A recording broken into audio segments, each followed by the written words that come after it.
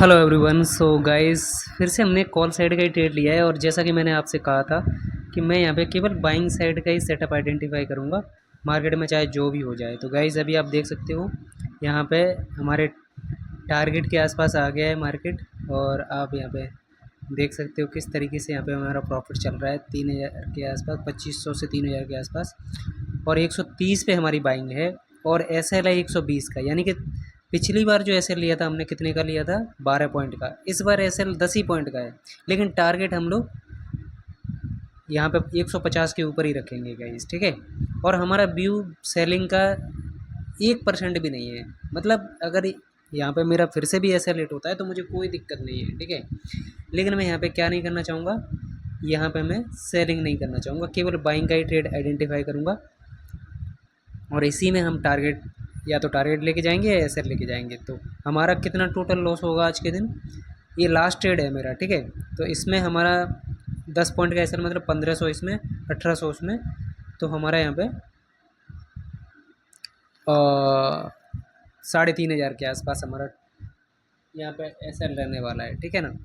22 point का SL होने वाला है हमारा टोटल। 10 का ये और 12 का पहले हिट हो चुका है, लेकिन हम इतने का ही जो है टारगेट यहाँ पे कम से कम लेके जाएंगे। और मैं 150 से पहले नहीं निकलूँगा। अब देखो यहाँ पे कभी कभी ऐसा लगता है ना कि हम निकल जाने चाहिए, हमारा जो है टारगेट आ गया है, या 1-2 पॉइंट छोड़ देते हैं, है ना। अरे 1-2 पॉइंट एक्स्ट्रा ही ले लेंगे ना, कम नहीं लेना है। लेकिन अगर 1-2 पॉइंट के चक्कर में मैं रहता तो पहली ट्रेड में मेरा 2500 के से ऊपर का प्रॉफिट मैं आराम से बुक कर लेता। यहाँ पे भी देखो लॉस रिकवर हो गया, तो लॉस रिकवर हो गया, प्रॉफिट भी आ गया, तो भी मैं यहाँ पे एग्जिट नहीं कर रहा, क्योंकि मैं यहाँ पे लॉस रिकवर करने के लिए काम नहीं कर रहा हूँ, मैं यहाँ पे प्रॉफिट के लिए काम कर रहा हूँ। मेरा ट्रेड बना है, मेरा सेटअप बना है, इसलिए काम कर रहा हूँ। इसलिए नहीं कर रहा कि मुझे यहाँ पे मेरा जो पिछला लॉस है वो रिकवर हो जाए बस, तो फिर मैं एग्जिट कर लूँगा। तो रिकवर भी हो गया तो क्या, ब्रोकरेज चार्जेस तो आप देने वाले हो ना। या फिर दूसरी ट्रेड आप लोगे तो उसमें भी यही सोचोगे कि मैं रिकवर कर लेता हूँ, रिकवर होने के बाद मैं यहाँ पे और एक और ट्रेड ले लेता हूँ, तो इसमें शायद मेरा प्रॉफिट हो जाएगा। पर जो ट्रेड आपने लिया उसी में आपको बढ़िया जगह पे एंट्री मिली और आपको होल्ड करने का पूरा मौका था।